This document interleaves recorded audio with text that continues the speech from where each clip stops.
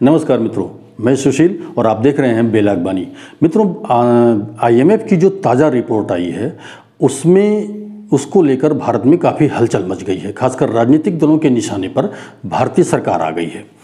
IMF की जो ताज़ा रिपोर्ट है उसमें ये अनुमान लगाया गया है कि 2020 में भारत की जो जीडीपी है यानी ग्रॉस डोमेस्टिक प्रोडक्ट यानी कि सकल घरेलू उत्पाद जो है उसमें करीब 10% की गिरावट आएगी।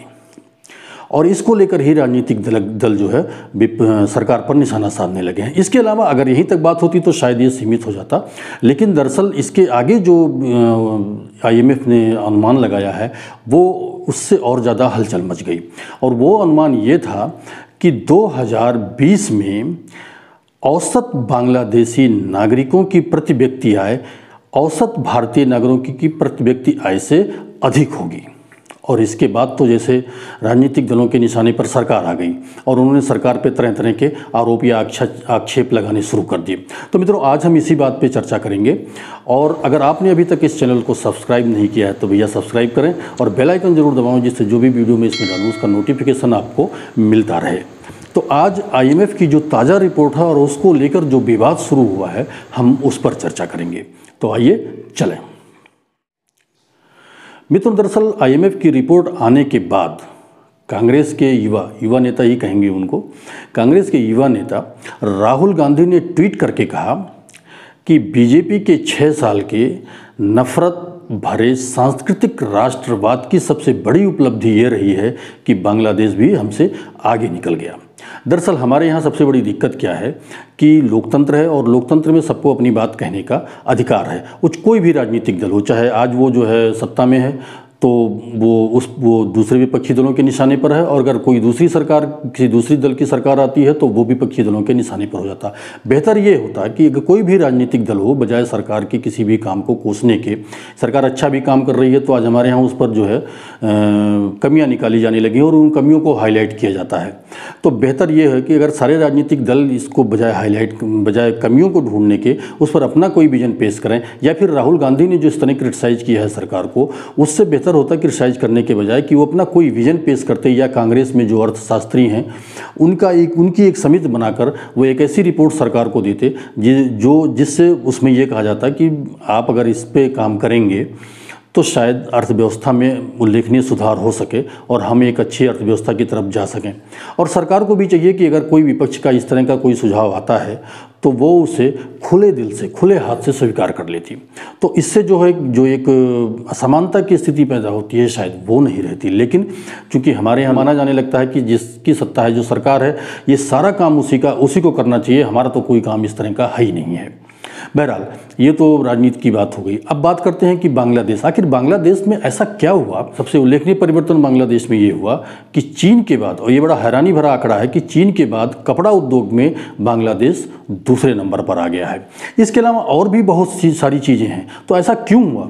दरअसल अगर हम थोड़ा सा इस पे आंकड़ों पे जाएं तो बांग्लादेश ने अपने यहाँ बड़ा उल्लेखनीय परिवर्तन किया है। बहुत ही अमूलचूल परिवर्तन जिसको कह दीजिए वो किया है। बाहरी कंपनियों को अपने यहाँ बुलाने के लिए उन्होंने बहुत सारी रियायतें दी, बहुत सारी सहूलतें दी, और इसका नतीजा ये हुआ कि वहाँ जो है वहाँ बाहरी कंपनियाँ आने लगी। और अकेले कपड़ा उद्योग में, बांग्लादेश की अर्थव्यवस्था में अकेले कपड़ा उद्योग का 80% हिस्सा है। यानी कि कुल जितना उनका निर्यात है उसमें 80% वो कपड़ा उद्योग से निर्यात करते हैं। तो एक बहुत बड़ी बात यह है, जबकि भारत में ऐसा कुछ अभी इतना ज़्यादा नहीं है। इसके अलावा और उन्होंने बहुत सारी सहूलतें दी कंपनियों को, यानी अपने यहाँ आकर्षित करने के लिए। मैन पावर तो उनके यहाँ खैर रही है, आप जैसा कि पहले भी जानते हैं। और इसके अलावा और भी बहुत सारी ज़मीनों के लिए और बहुत सारी चीज़ों के लिए टैक्स में बहुत सारी रियायतें देने के बाद उन्होंने अपने यहाँ कंपनियों को आकर्षित किया और कंपनियां वहां आई भी। और भारत में हम टैक्स सुधारों की बात तो करते हैं। अगर हम कांग्रेस के वरिष्ठ अर्थशास्त्री और प्रवक्ता गौरव वल्लभ की बात करें तो हम अपने यहाँ कोई भी सरकार हो वो टैक्स सुधारों की तो बात करती है, लेकिन शायद वो ऐसा हो नहीं पाता। चाहे वो राजनीतिक मकड़जाल में उलझ जाती है या फिर कुछ और भी कारण हो, तो ऐसा हो नहीं पाता। और इसके चलते हम जो है कोई भी कंपनी यहाँ आती है तो भ्रष्टाचार को लेकर या फिर किसी और भी चीज़ को लेकर वो इस तरह उलझ जाती है कि वो जो है फिर बहुत बड़ा असहज सा महसूस करने लगती है।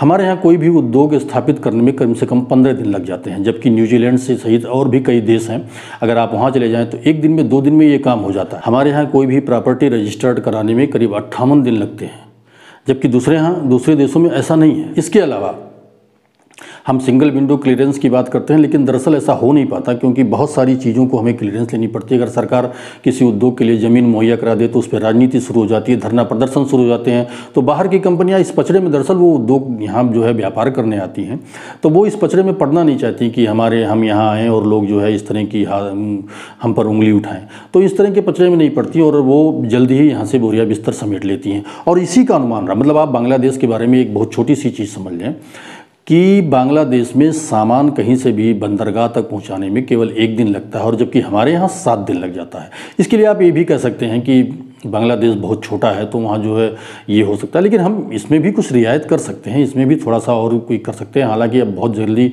जगह जगह फ्रेट कॉरिडोर का निर्माण हो रहा है, तो हो सकता है कि भविष्य में ऐसा हो जाए, लेकिन हमें शायद ये बहुत पहले कर लेना चाहिए था। मित्रों, किसी भी देश की अर्थव्यवस्था में मैन्युफैक्चरिंग और निर्यात बहुत अहम भूमिका निभाता है, और हमारे यहाँ भी है, हमारे यहाँ सभी जगह ये स्थिति है।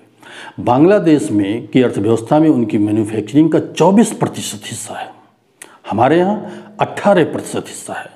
और सबसे स्याह पक्ष इसका ये है कि विश्व बैंक की ईज ऑफ डूइंग बिजनेस में भारत 63वें नंबर पर है, मतलब बड़ी अच्छी स्थिति में है। इसके बावजूद भारत में कंपनियां आने से कतराती हैं। अभी एक ताज़ा आंकड़ा जो है, आप अप्रैल 2018 से और सितंबर 2019 तक का एक आंकड़ा देख लें तो चीन से करीब 56 कंपनियां पलायन की, लेकिन भारत में आई कितनी? मात्र 3। बाकी सारी दूसरे देशों में चली गई, क्योंकि वहाँ उनको सहूलियत ज़्यादा मिलती है। तो क्यों ऐसा है? हम कर व्यवस्था में क्यों सुधार नहीं कर पा रहे हैं? हम बहुत सारी चीज़ों में जो है सुधार नहीं कर पा रहे हैं। तो इसीलिए जो है भारत सरकार जो है राजनीतिज्ञों के निशाने पर आ जाती है। हालांकि ऐसा पहली बार नहीं हुआ है कि बांग्लादेश जो है हमसे आगे निकल गया। 1991 में जब भारत बड़ी विकट स्थिति से गुजर रहा था, तब भी बांग्लादेश की प्रति व्यक्ति आय भारत से ज़्यादा हो गई थी, लेकिन हमने जल्दी ही वापसी की और उसके बाद बांग्लादेश से हम बहुत ज़्यादा आगे निकल गए। तो ऐसा क्यों है? दरअसल इसको यूँ समझिए कि इसमें बहुत सारे फैक्टर काम करते हैं, जिसकी वजह से वो कई बार ये जो है उतार चढ़ाव जो होता है ये होता रहता है। हमारे यहाँ अर्थव्यवस्था, हमारी जो अर्थव्यवस्था है वो बांग्लादेश की अर्थव्यवस्था से 10 गुना बड़ी है। तो हम इसकी तुलना करें तो ये बहुत बड़ा गैप है। तो निश्चित रूप से जो छोटे चीज़ में हो रहा है और फिर बहुत बड़े हिस्से में हो रहा है तो उसमें तो फ़र्क पड़ेगा ही। इसके अलावा सबसे बड़ा जो कारक है वो है जनसंख्या। पिछले 15 सालों में भारत में 21% की दर से जनसंख्या बढ़ी है, जबकि बांग्लादेश में बहुत कम हुआ। मुस्लिम कंट्री होने के बावजूद भी उन्होंने इस पे बहुत ज़बरदस्त तरीके से रोक लगाई है और सफलता पाई है, जिसकी वजह से वो आज हमसे बहुत आगे निकलने की स्थिति में आ गए हैं। हालांकि आगे निकलेंगे ऐसा नहीं है, बस एक अनुमान है जो IMF इंटरनेशनल मॉनेटरी फंड ने या अंतर्राष्ट्रीय मुद्रा कोष ने अनुमान लगाया है। दरअसल हमारे यहाँ बहुत सारी चीज़ें त्योहारों के हिसाब से भी होती हैं। हम त्योहारों में बहुत तेज़ी के साथ ग्रो करते हैं और अब इधर त्योहारों का मौसम आएगा तो इसकी हमारे यहाँ जो है बाज़ार में बहुत ज़बरदस्त बूम आएगा, तो उसमें भी बहुत सारी चीज़ें होती हैं। आर्थिक सलाहकार अरविंद सुब्रमण्यम की माने तो बांग्लादेश हमसे अभी आगे निकला नहीं है और वो भविष्य में कभी निकल भी नहीं सकता है। दरअसल वो कहते हैं कि IMF की रिपोर्ट आने के बाद हमारे यहाँ सियासी नौटंकी शुरू हो गई है, बहसबाजी शुरू हो गई है, और वो जो बहस चल रही है वो दरअसल केवल वर्तमान विनिमय दर यानी कि करंट एक्सचेंज रेट पर गणना करके निष्कर्ष निकाला जा रहा है, जबकि बेहतर ये होगा कि स्थानीय मुद्रा में GDP की गणना डॉलर के हिसाब से की जाए। कहते हैं कि GDP की गणना के लिए स्थिर मूल्य पर क्रय शक्ति यानी कि परचेजिंग पावर समानता आधारित विनिमय दर का प्रयोग अधिक उचित होगा। दरअसल अनुमान ये भी है कि 2022 तक हम कोरोना काल के पहले वाली स्थिति में आ जाएंगे। तो कोरोना काल में जो भी नुकसान हुआ है वो सभी लोगों का हुआ है, पूरी दुनिया में हुआ है, और ऐसे में ये उतार चढ़ाव आते रहते हैं और इसको हमें बहुत ज़्यादा डीप पर्सपेक्टिव में नहीं लेना चाहिए।